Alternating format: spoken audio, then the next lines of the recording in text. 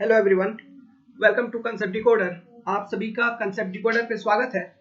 हम पढ़ेंगे strength of material and strength of material के अंदर जो टॉपिक रिमेनिंग थी उसे हम कवर करेंगे। It is theory of failure. Okay, तो चलिए, ये इंपॉर्टेंट टॉपिक है थ्योरी ऑफ फेलियर। इससे बहुत सारे क्वेश्चन आते हैं आपके ईएससी एग्जाम में, गेट में, एसएससी एग्जाम में। बहुत सारे ऑब्जेक्टिव क्वेश्चन और कन्वेंशनल क्वेश्चन देखने को मिलेंगे।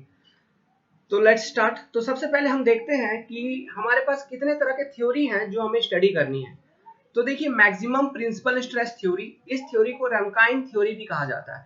ये जो सेकंड नेम हम लिख रहे हैं, किसी भी पर्टिकुलर थ्योरी का जो सेकंड नेम हम लिख रहे हैं, ये सेकंड नेम अपने आप में इंपॉर्टेंट है because there are direct question asked कि इस पर्टिकुलर थ्योरी को और किस नाम से जाना जाता है। ऑब्जेक्टिव क्वेश्चन के रूप में आपसे ये पूछे जाएंगे। ओके, तो सेकंड नेम को ध्यान देते चलिएगा, यहाँ पर आपका एक ऑब्जेक्टिव क्वेश्चन सॉल्व हो जाएगा। मैक्सिमम प्रिंसिपल स्ट्रेस थ्योरी पढ़ेंगे, जिसे हम रैंकाइन थ्योरी कहते हैं। मैक्सिमम प्रिंसिपल स्ट्रेन थ्योरी, जिसे हम सेंट वेनेंट थ्योरी कहते हैं। मैक्सिमम शियर स्ट्रेस थ्योरी, जिसे हम गेस्ट एंड ट्रेस्का थ्योरी भी कहते हैं।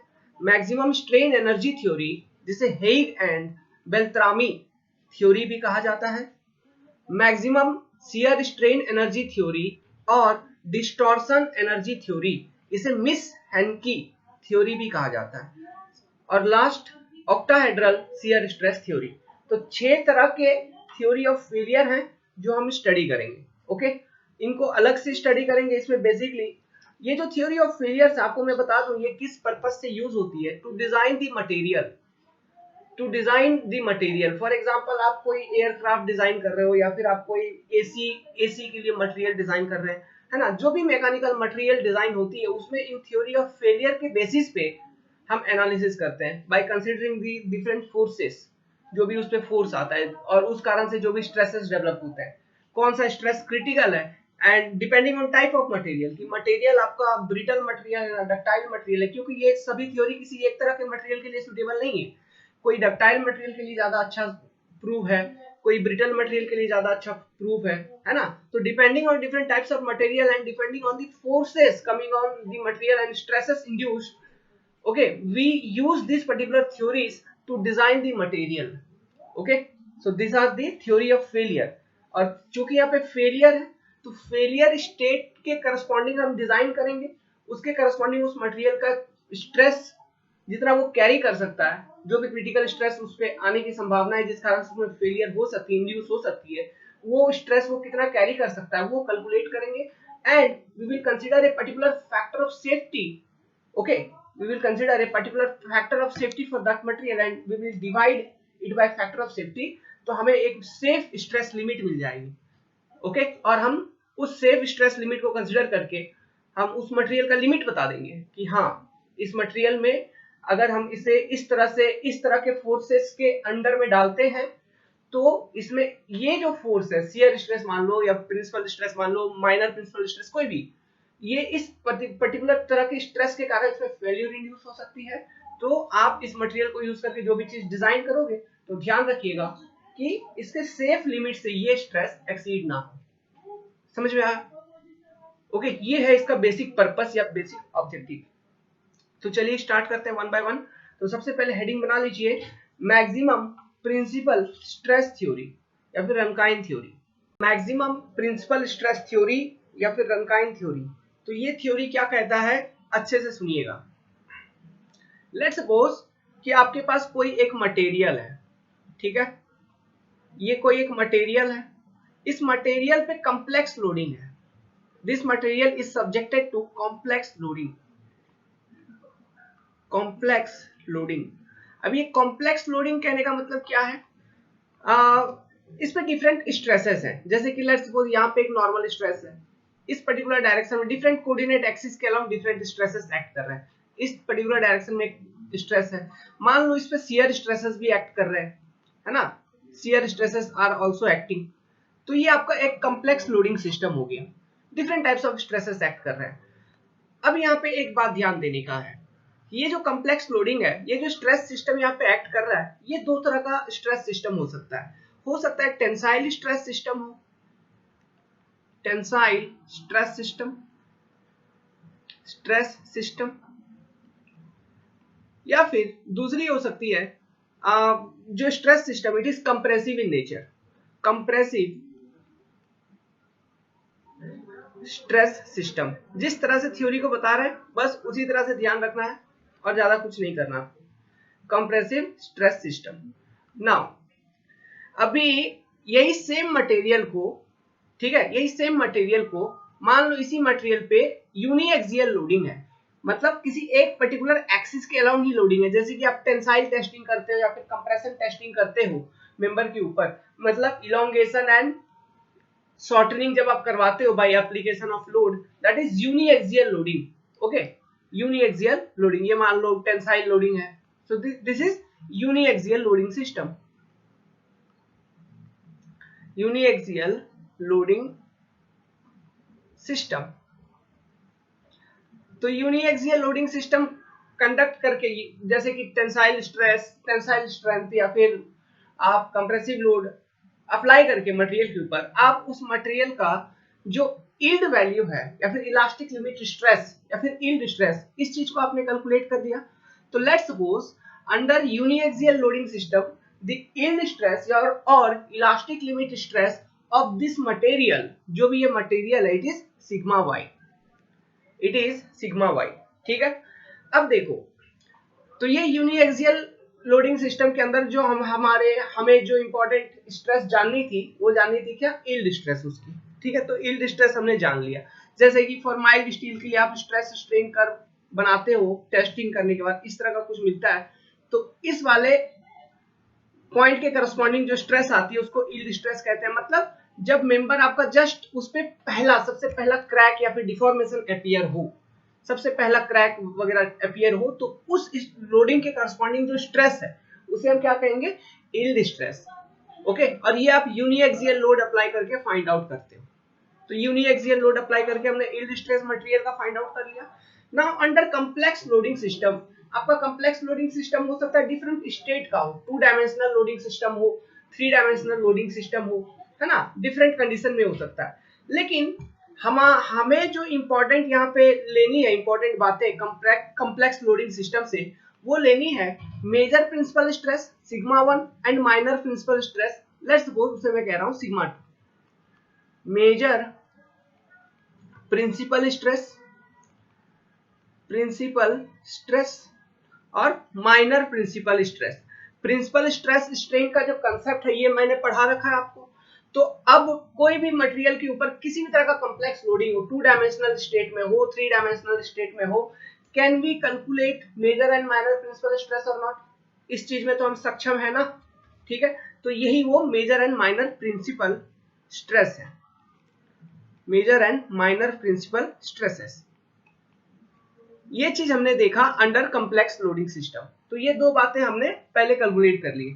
एक क्या कैलकुलेट कर लिया, यूनिएक्सियल लोडिंग सिस्टम के अंदर हमने यील्ड स्ट्रेस कैलकुलेट कर लिया, और कॉम्प्लेक्स लोडिंग सिस्टम के अंदर हमने क्या कैलकुलेट कर लिया, जो भी लोडिंग सिस्टम है उसके तहत हमने कैलकुलेट कर लिया major and minor principal stresses. अब थ्योरी को अप्लाई करते हैं। ये जो आपका ये थ्योरी है मैक्सिमम प्रिंसिपल स्ट्रेस थ्योरी, ये थ्योरी क्या कहता है, ये थ्योरी ये कहता है कि लेट्स सपोज कोई मटेरियल है which is subjected to complex loading system, let's suppose there is a material which is subjected to complex loading system, तो वो मटेरियल फेल होगा आपका एक पर्टिकुलर टाइम पे, वो फेल होगा। तो वो कब फेल होगा, तो वो तब फेल होगा, ये थ्योरी ये कहता है वो तब फेल होगा when the major principal stress, let's suppose कि यहाँ पे भी एक कंडीशन आती है, यहाँ पे एक कंडीशन बात कर लेते हैं।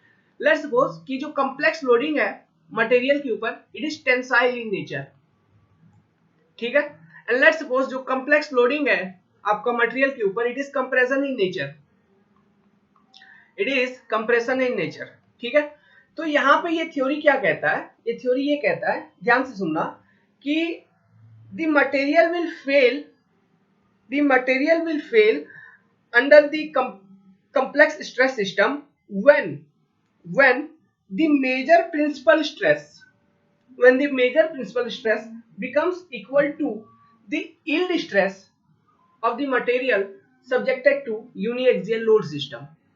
समझ में आया? The material is under tension. बात क्लियर है? मान लो मटेरियल पे जो कॉम्प्लेक्स लोडिंग सिस्टम है it is of tensile in nature. तो अगर ये टेंसाइल इन नेचर है तो आपको क्या करना है, मेजर प्रिंसिपल स्ट्रेस कैलकुलेट करनी है। अब कहता है मटेरियल फेल होगा तब जब ये जो मेजर प्रिंसिपल स्ट्रेस होगा उस लोडिंग सिस्टम के तहत सिग्मा 1, वो अगर यूनिएक्सियल लोडिंग सिस्टम के तहत जो आपने यील्ड स्ट्रेस निकाल रखा था मटेरियल का, अगर सिग्मा 1 यील्ड स्ट्रेस के बराबर हो जाती है या उससे ज्यादा, ठीक है, यील्ड स्ट्रेस के बराबर या उससे ज्यादा हो जाता है तो मटेरियल आपका फेल कर जाएगा। क्लियर है? नाउ लेट्स सपोज कि the complex loading system on the material is of compressive in nature. वो क्या है? कंप्रेसिव इन नेचर का है। तो इस कंडीशन में आपका थोड़ा स्टेटमेंट चेंज हो जाएगा। स्टेटमेंट क्या हो जाएगा? The material will fail under the complex stress system when the stress system is compressive in nature if the least principal stress या फिर minor principal stress becomes equal to or greater than the yield stress when material is subjected to uniaxial loading system। समझ में आया? अगर compression में बात करेंगे, अगर ये जो complex load system it is of compressive in nature, तो ऐसे कंडीशन में जो माइनर प्रिंसिपल स्ट्रेस को देखा जाएगा। अगर माइनर प्रिंसिपल स्ट्रेस आपका यील्ड स्ट्रेस से ज्यादा या उसके बराबर हो गया तो मटेरियल फेल करेगा। ये वो थ्योरी है, समझ में आया? Maximum principal stress theory. So अगर मटेरियल को हमें डिजाइन करना है, हमको सेफ साइड में लेना है, तो हमको सबसे पहले अब इस थ्योरी के तहत क्या ऑब्जर्व करना है कि जो कॉम्प्लेक्स लोडिंग सिस्टम इस पे आनी है it is tensile in nature होना है या कंप्रेसिव इन नेचर होना है। अकॉर्डिंगली सिग्मा 1 सिग्मा 2 कैलकुलेट करेंगे। अकॉर्डिंगली हम जो भी स्ट्रेस वैल्यू होगी उसको हम फैक्टर एक certain amount certain value of factor of safety से डिवाइड करके डिजाइन स्ट्रेस निकालेंगे कि नहीं? क्लियर है? हम क्या करेंगे फिर? डिजाइन स्ट्रेस निकालेंगे। ओके, तो चलिए वेल इसका जो स्टेटमेंट है इस स्टेटमेंट को नोट करिए। तो दो स्टेटमेंट बनेंगे एक्चुअली में, और वो दो स्टेटमेंट क्या बनेंगे? एक बनेगा टेंसाइल के लिए, दूसरा बनेगा when the stress system is compressive of nature. Okay, तो हम लिख देते हैं पहले फिर आपको बताएं।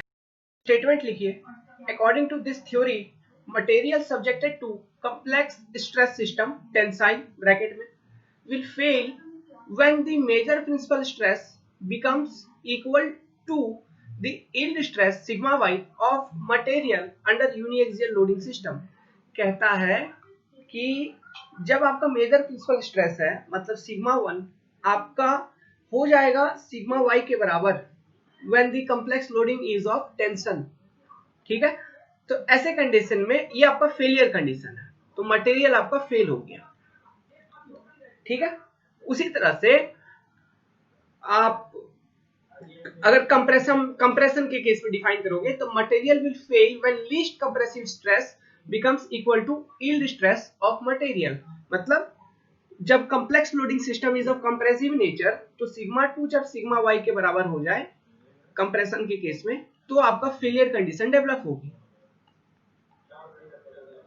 Then your failure condition will develop। अब ये जो सिग्मा y है इसको आप यील्ड स्ट्रेस कह सकते हो या फिर इसे आप इलास्टिक लिमिट स्ट्रेस भी कह सकते हैं, इलास्टिक लिमिट स्ट्रेस। ओके, इस तरह से भी इसे हम कह सकते हैं। तो ये तो हुआ failure condition. So for no failure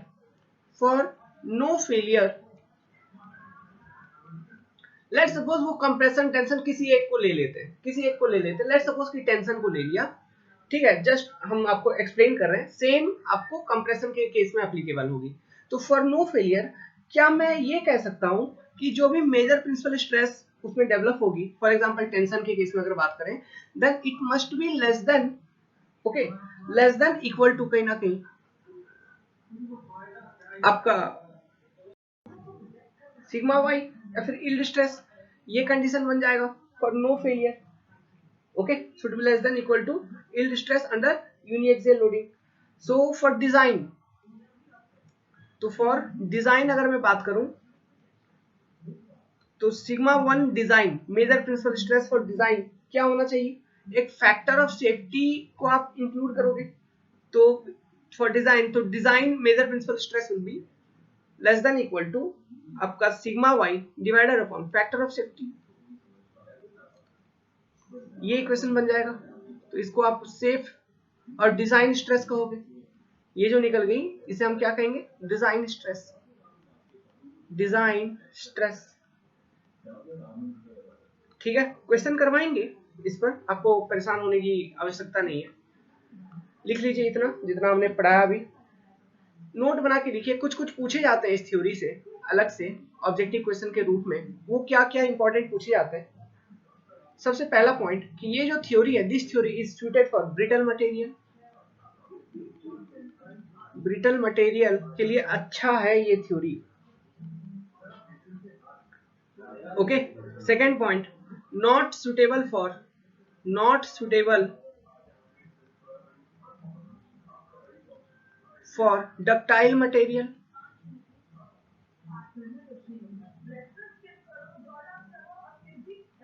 ductile material.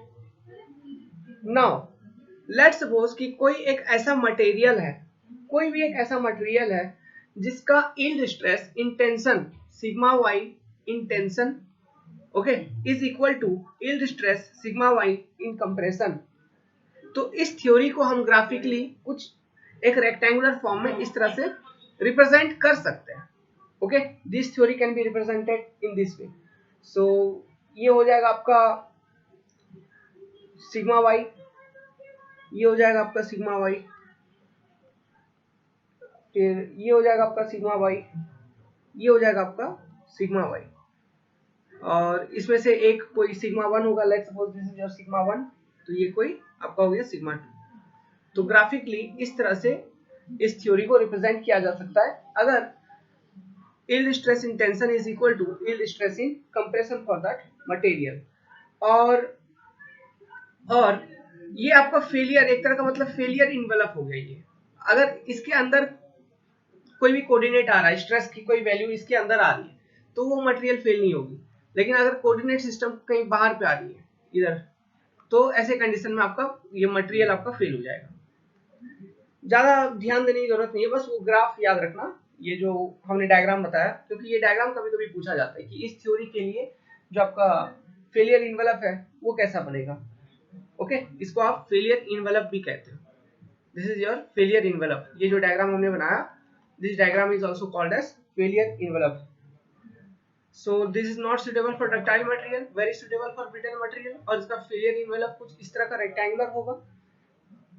Sorry, it's not rectangle actually, it's a square, क्योंकि आपका दोनों डायमेंशन सेम है ना, sigma Y, it's a square.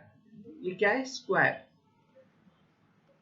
ठीक है, ध्यान रखिएगा, it's a square. Now this theory is also not suitable when the material is subjected to hydrostatic loading. This theory is not suitable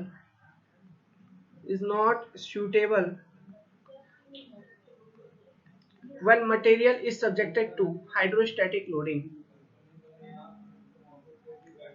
When material is subjected to hydrostatic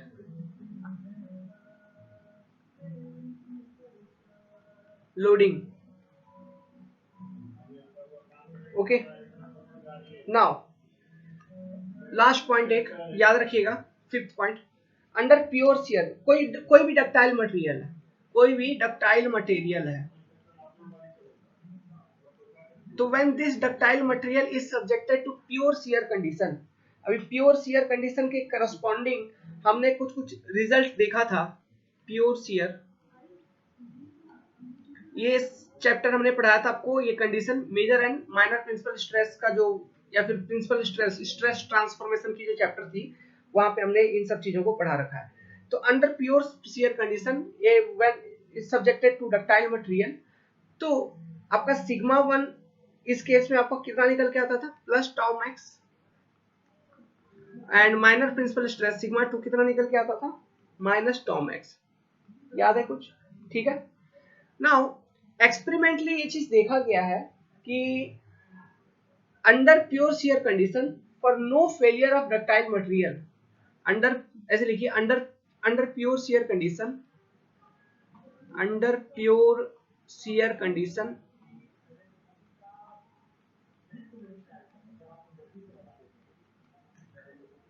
for ductile material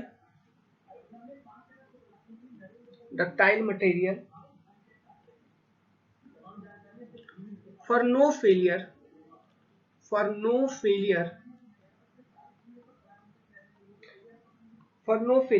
आपका tau max should be less than equal to 0.57 sigma y। इस value को ध्यान रखिएगा, 0.57 sigma y मतलब 0.57 मतलब लगभग आप ऐसे कह सकते हो 0.5 क्या, ओके 0.5 और 0.5 मतलब 1/2 और शियर स्ट्रेस की maximum value okay under uniaxial loading system tau equal to क्या होता है सिग्मा y/2। समझ में आया? तो इसी तरह का कुछ है, तो ये याद रखिएगा, एग्जाम में कभी कभी पूछ लेता है 0.57 सिग्मा y। ये हो गया डक्टाइल मटेरियल के लिए। अभी जैसे कि मैंने आपको बता रखा है कि this theory is not suitable for ductile material. ऐसा क्यों है? Why this theory is not suitable for ductile material? देखो वो इसलिए है क्योंकि ब्रिटल मटेरियल जो है वो तो लेट्स सपोज कि टेंशन में वीक होता है, कंप्रेशन में थोड़ा स्ट्रांग होता है ऐसे, लेकिन जो डक्टाइल मटेरियल है उसकी जो स्ट्रेंथ होती है लगभग कंप्रेशन और टेंशन में इक्वल होती है। तो इस कारण से इस थ्योरी को आप अच्छे से अप्लाई नहीं कर पाते हो डक्टाइल मटेरियल के ऊपर, लेकिन ब्रिटल मटेरियल के ऊपर ये थ्योरी अच्छे से एप्लीकेबल है फॉर वो सेकेंड वाले स्टेटमेंट के अकॉर्डिंग कि for compressive for material subjected under complex loading system compression in nature sigma 3 जब आपका सिग्मा y के बराबर या उससे ज्यादा हो जाए तो वो फेल हो जाएगा मटेरियल आपका, ठीक है। तो आप इस केस में डायरेक्टली निकाल सकते हैं, लेकिन आपका अगर मटेरियल डक्टाइल है तो उसका कंप्रेसिव लोड कैरिंग कैपेसिटी जितना होगा उतना टेंसाइल लोड कैरिंग कैपेसिटी भी होता है कहीं ना कहीं। तो ये थ्योरी वहां पे फिर कंफ्यूजिया आ जाता है, ऐसे कह लो, अच्छे से सॉल्व नहीं कर पाता है चीजों को। तो ये थ्योरी ज्यादा सुटेबल है आपका डक्टाइल सॉरी ब्रिटल मटेरियल के लिए, कम सुटेबल है डक्टाइल मटेरियल के लिए। इन सब फैक्ट्स को याद रखिएगा, ये 5 पॉइंट्स जो मैंने बोला। सो प्योर शियर कंडीशन के करस्पॉन्डिंग भी जो बातें की हमने उस चीज को भी डक्टाइल रखिएगा, ओके। सो ये अनसेफ है मतलब प्योर शियर कंडीशन के लिए उतना ज्यादा एप्लीकेबल नहीं है, इट इज अनसेफ, मतलब कहीं ना कहीं डक्टाइल मटेरियल के लिए ये अनसेफ है। और अगर पूछे फिर भी क्वेश्चन प्योर शियर कंडीशन से फ्रॉम दिस थ्योरी तो ये बात पूछ सकता है वो, तो इस बात को ध्यान रखिएगा। 0.57 सिग्मा 5 सेफ लिमिट होती है, ओके, फॉर नो फेलियर। अब कुछ क्वेश्चन करते हैं इस पर्टिकुलर थ्योरी से, ओके। तो क्वेश्चन पढ़िए, the limit of proportionality of a certain steel sample is 300 megapascal in simple tension, ठीक है। किसमें है? सिंपल टेंशन में लिमिट ऑफ प्रोपोर्शनलिटी या फिर यील्ड स्ट्रेस या फिर इलास्टिक लिमिट स्ट्रेस आप कह सकते हो, कितना है मटेरियल का? 300 megapascal. It is subjected to principal stresses of 150 megapascal tension, 60 megapascal tension and 30 megapascal tension. According to maximum principal stress theory, the factor of safety in this case would be 10, 5, 4, 2. ये pre का question है, simple सी question है, तो कैसे solve करोगे? तो देखो यहाँ पे सबसे ध्यान रखने वाली बात है कि मटेरियल जो है it is subjected to tensile type of complex loading system। तो tensile type of complex loading system में क्या देखना होता है? मैक्सिमम प्रिंसिपल स्ट्रेस या फिर मेजर प्रिंसिपल स्ट्रेस। तो यहाँ पे प्रिंसिपल स्ट्रेस डायरेक्टली गिवन है टेंशन में, कितना है? सिग्मा 1 का वैल्यू आपको गिवन है, it is something around 150 megapascal. Sigma 2 की वैल्यू गिवन है, ओके, सिग्मा 2 की वैल्यू आपको कितना गिवन है? 60 मेगापास्कल। एंड सिग्मा 3 की वैल्यू गिवन है, it is 30 megapascal and all are tensile, तो देखो टेंसाइल का केस है, टेंशन का केस है, तो हम केवल पहले वाले सिग्मा 1 को लेके चलेंगे। तो according to maximum principal stress theory हमारे पास थ्योरी क्या है कि according to maximum principal stress theory ये मटेरियल कब फेल होगा? जब सिग्मा 1 आपका क्या हो जाए? बराबर हो जाए किसके? आपका बराबर हो जाए सिग्मा y के। तो फॉर नो फेलियर कंडीशन क्या है? Sigma 1 must be less than equal to sigma y, आप ऐसे कह सकते हो। एंड डिजाइन के लिए, एंड फॉर डिजाइन आपका कंसेप्ट क्या होगा? सिग्मा 1 डी या फिर सिग्मा 1d, हाँ, must be less than equal to sigma y upon factor of safety. और क्रिटिकल कंडीशन में हम क्या कर सकते हैं, सिग्मा 1d को हम बराबर कर सकते हैं sigma y upon factor of safety के, ठीक है, मैक्सिमम यही कर सकते हैं। तो आपका क्या है 150 इक्वल टू आपका क्या करोगे 300 divided by factor of safety. तो आपका फैक्टर ऑफ सेफ्टी कितना हो जाएगा 300 by 2, sorry 300 upon 150 which is equal to 2। So question पढ़िए, a prismatic circular bar is subjected to a pull of 100 kilo newton and transverse shear of 45 kilonewton. Using maximum principal stress theory, determine the diameter of bar. Take sigma y equal to 300 megapascal and factor of safety equal to 3. तो ये conventional question है। Okay, so very good example. तो question में क्या दिया, आपको maximum principal stress theory use करनी है और आपको कहता है एक कोई सर्कुलर बार है, ठीक है, इसकी कुछ भी लेंथ हो, हमें लेंथ वगैरह से कोई मतलब नहीं है। इस सर्कुलर बार पे एक फोर्स लग रहा है, पुल लग रहा है, मतलब टेंसाइल फोर्स लग रहा है, something of 100 kilo Newton, 100 kilo Newton. And इसका जो क्रॉस सेक्शन है, ठीक है, इस पे एक ट्रांसवर्स शियर भी अप्लाइड है। और ये ट्रांसवर्स शियर की जो वैल्यू है, लेट्स सपोज इसको हम कहेंगे shear force S equal to 45 kilo newton. Let's suppose कि ये जो बार है इसकी जो डायमीटर है it is d which is unknown, जो कि आपको कैलकुलेट करनी है using this given data and factor of safety by applying the maximum principal stress theory. तो आप कैसे कैलकुलेट करोगे, तो देखिए यहाँ पे कम्प्लेक्स लोडिंग सिस्टम है कि नहीं। कम्प्लेक्स लोडिंग सिस्टम कैसे है, आपका एक टेंसाइल फोर्स भी लग रही है क्रॉस सेक्शन के ऊपर एंड शियर स्ट्रेस भी, शियर फोर्स भी लग रही है, तो the member is subjected to complex loading system. तो अभी मैक्सिमम प्रिंसिपल स्ट्रेस थ्योरी, अब यहाँ पे देखो जो नॉर्मल फोर्स है it is of which nature, tensile. तो हमने आपको क्या बोला था, जब भी हम टेंसाइल के केस में देखेंगे, तो जब हम ये maximum principal stress theory apply करेंगे, रनकाइन थ्योरी अप्लाई करेंगे, इस केस में हम मैक्सिमम प्रिंसिपल स्ट्रेस निकालने का कोशिश करेंगे विच इज सिग्मा 1, ठीक है। फिर हमको क्या यूज करनी है, डिजाइन के करस्पॉन्डिंग जो हमारा कंडीशन बनता है कि design stress sigma 1d must be less than equal to what, your yield stress of this member under subjected to uniaxial loading system divided upon factor of safety. इस equation में feed करना है, ठीक है, तब जाके हमें d which is your design diameter आपको निकल के आ जाएगा, डिजाइन डाया कैलकुलेट हो जाएगी। बात क्लियर है ऑब्जेक्टिव। तो हमें बेसिकली क्या कैलकुलेट करना है, मैक्सिमम प्रिंसिपल स्ट्रेस सिग्मा 1। अब maximum principal stress under this complex loading system कैसे कैलकुलेट करेंगे, दो तरह का स्ट्रेस निकलेगा, एक तो निकलेगा आपका नॉर्मल स्ट्रेस, ठीक है, ओके। तो लेट्स सपोज कि ये जो क्रॉस सेक्शन है, ओके, ये जो क्रॉस सेक्शन है ये वाला, इसके ऊपर एक नॉर्मल स्ट्रेस जो लगेगा वो क्या लगेगा, तो यहाँ पे लिखते हैं स्ट्रेस, सबसे पहले नॉर्मल स्ट्रेस,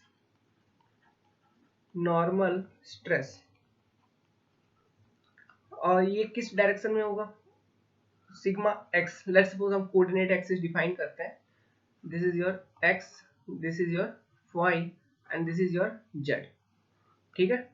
इस तरह से मैंने एक्सिस डिफाइन कर लिया। तो केवल आपको एक स्ट्रेस मिलेगी sigma X, sigma Y equal to 0 and sigma Z 0, और कोई स्ट्रेस है नहीं, केवल one stress sigma X. So this sigma X will be what, the tensile force, let's suppose it is T divided upon cross section area, so T equal to 100 kilo Newton divided upon cross section area, pi by 4 d square, okay. आपका जो cross section area होगा वो क्या होगा, pi by 4 D square. सो इसको हम Newton में convert कर लेते हैं, तो 100 into 10 to the power 3 newton divided by pi by 4 D square. तो इसको सिंप्लीफाई करेंगे, सॉल्व करेंगे तो it will be something pi by 4 D square, तो it will be something 127.32 into 10 to the power 3 upon d square. So this is your normal stress acting. Similarly अब हम calculate कर लेंगे shear stress. shear stress, अभी shear stress कैसे calculate करोगे? आपके पास shear force है, ठीक है, shear force से shear stress निकालनी है क्रॉस सेक्शन के ऊपर। तो यहाँ पे shear stress डिस्ट्रीब्यूशन कैसा होगा? इस क्रॉस सेक्शन का जो shear stress डिस्ट्रीब्यूशन होगा, shear stress डिस्ट्रीब्यूशन का चैप्टर हमने पढ़ाया था, आपका होगा parabolic. Let me draw diagram clearly. So this is your circular section. Let the diameter is d, and for circular section the shear stress distribution will be, obviously it will be parabolic, ठीक है।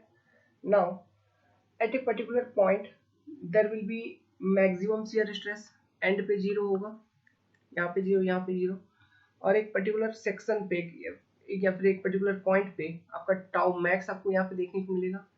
और for circular section मैंने बताया था जो आपका tau max की जो वैल्यू होगी वो होगी कितना, 4/3 टाउ एवरेज। समझ में आया? एवरेज शियर स्ट्रेस की अगर डिस्ट्रीब्यूशन यहाँ पे मैं बात करूँ तो उसका डिस्ट्रीब्यूशन यूनिफॉर्म होगा, एक रेक्टेंगुलर फॉर्म में होगा, इस तरह का कुछ होगा एवरेज शियर स्ट्रेस की डिस्ट्रीब्यूशन, टाउ एवरेज, और ये actual shear stress distribution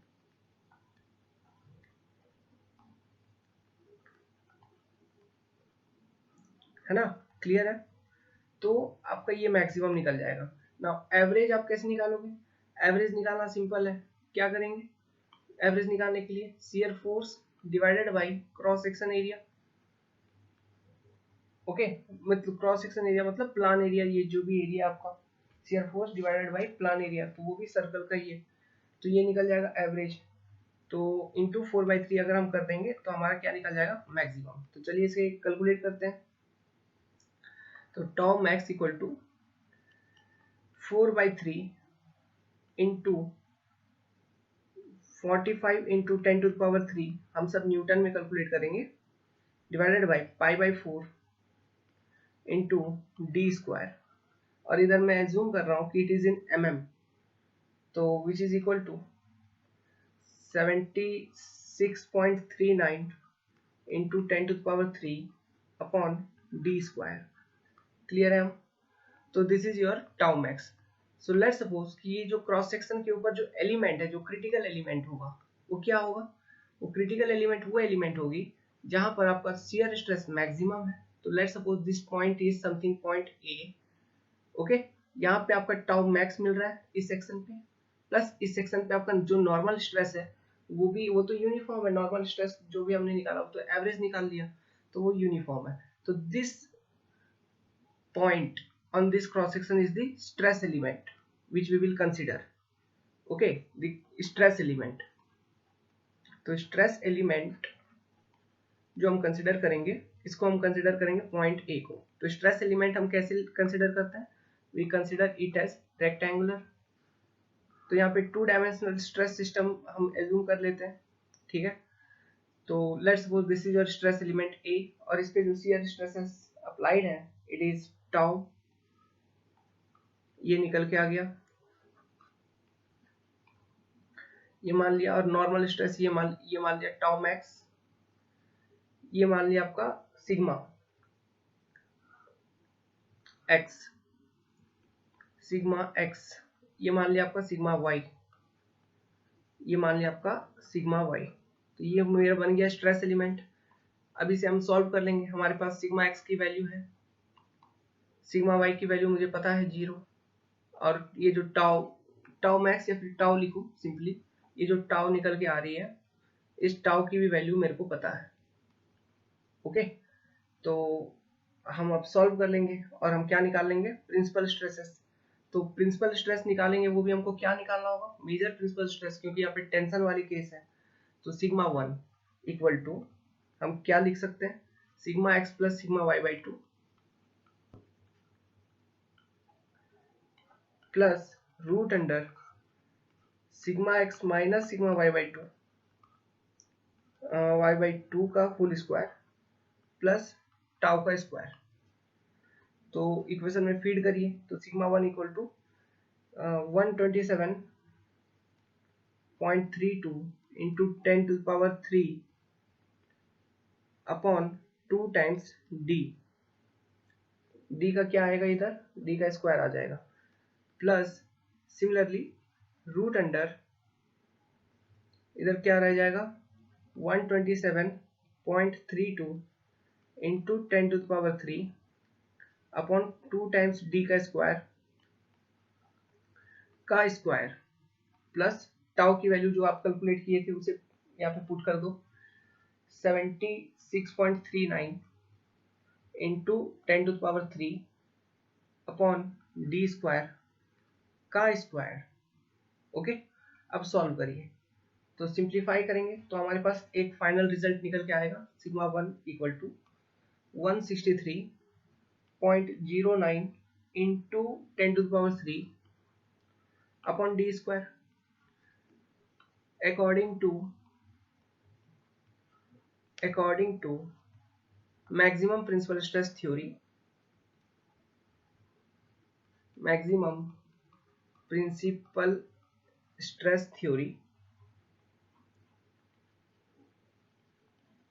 for design sigma 1d okay must be less than equal to sigma y upon factor of safety. So for critical condition आपका क्या हो जाएगा sigma 1d equal to sigma y upon factor of safety. तो sigma 1d के value put कर दीजिए 163.09 into 10⁻³ upon D square should be equal to 300 upon 3। Sigma y की value 300 given है, फैक्टर ऑफ सेफ्टी की वैल्यू गिवन है। अब simplify करेंगे तो यहाँ से डी स्क्वायर इक्वल टू आपको मिलेगा 1630.90। So you will get D equal to 40.38 mm। Okay, आपका जो डायमीटर है वो इससे ज्यादा होना चाहिए, इससे ज्यादा या इसके बराबर होना चाहिए। ठीक है, आप जब सिंप्लीफाई करोगे कंप्लीट तो आपको ये पता चलेगा कि d must be greater than equal to 40.38 mm। समझ में आया कुछ? ओके, d इससे कम नहीं होना चाहिए। अगर इससे कम होगा डायमीटर तो आपको आपका जो मेंबर है क्रॉस सेक्शन फेल हो जाएगा। तो कभी कभी ये क्वेश्चन भी पूछ लेगा कि diameter should not be less than और diameter should be less than, इस तरह से भी कुछ मॉडिफाई कर सकता है। तो आपको कंफ्यूज नहीं होना, आपको ये वैल्यू कैलकुलेट करनी है और इसी को बता देना है। ठीक है, तो ये था आपका मैक्सिमम प्रिंसिपल स्ट्रेस थ्योरी। इसी के साथ इस पर्टिकुलर वीडियो को हम यहाँ पे एंड करते हैं। In next video I will discuss maximum principal strain theory या फिर सेंट वेनेंट थ्योरी और फिर प्रॉब्लम करेंगे। Thank you very much.